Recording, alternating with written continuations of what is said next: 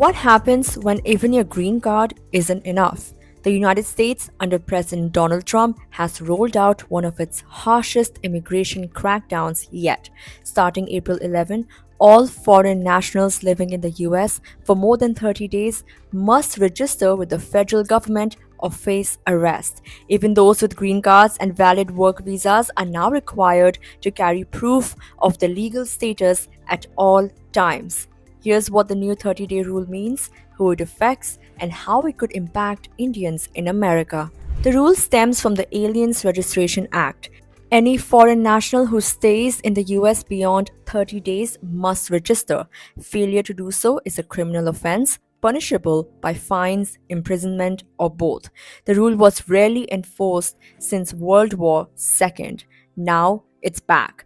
It's part of an executive order signed by Trump on January 20th titled Protecting the American People Against Invasion. On April 11, a federal judge dismissed a legal challenge to the rule, clearing the way for it to take effect. In a strong worded statement, DHS Secretary Kristi Noem said, and I quote, "President Trump and I have a clear message for those in our country illegally. Leave now. If you leave now, you may have the opportunity to return and enjoy our freedom and live the American dream." End quote. Those who have stayed beyond 30 days without registration will be apprehended. If they remain in the country despite a final order of removal, they will be fined $998 per day. That's around 85,900 rupees.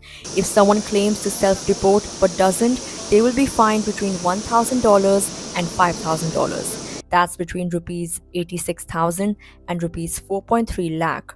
They also face imprisonment and will be permanently barred from applying for legal immigration into the US. In a post on X, the DHS asked undocumented immigrants to self-report using the CBP Home app. Those who leave voluntarily can keep the money they earned in the US and are eligible for subsidized flights. The rule also applies to children. Parents or legal guardians of those under 14 must ensure their registration. Once a child turns 14, they must re-register and be fingerprinted within 30 days. Between 2.2 million and 3.2 million people could be impacted by this rule. This includes Canadians who overstay the 30-day limit, especially seasonal visitors who winter in states like Florida. The website of the U.S. Citizenship and Immigration Services lists categories of foreign nationals who are already registered. These include lawful permanent residents, those paroled into the U.S. under the Immigration and Nationality Act, non-immigrant visa holders, immigrants with arrival departure records, individuals in removal proceedings, those issued employment authorization, green card applicants who provided fingerprints even if their application was denied, and holders of border crossing cards. Most legal Indian immigrants fall under these categories, but those who cross the border illegally do not. In 2024, US authorities detained 90,415 Indian citizens trying to enter the country illegally. This is slightly lower than 2023, when the figure was 96,917.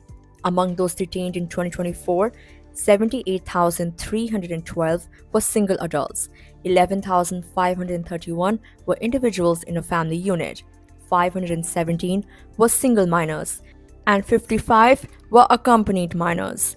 They are not required to register again but must carry proof of their legal status at all times. All non-citizens 18 and older must carry documentation registration proof at all times, said DHS Secretary Noem. She also warned that enforcement will be strict. There will be no sanctuary for non-compliance. There are an estimated 5.4 million Indians in the United States. Of them, around 220,000 are undocumented. Indian tech workers, especially those on H-1B visas, form a significant chunk of the legal migrant population. Indian origin companies make up nearly 20% of all H-1B visa holders.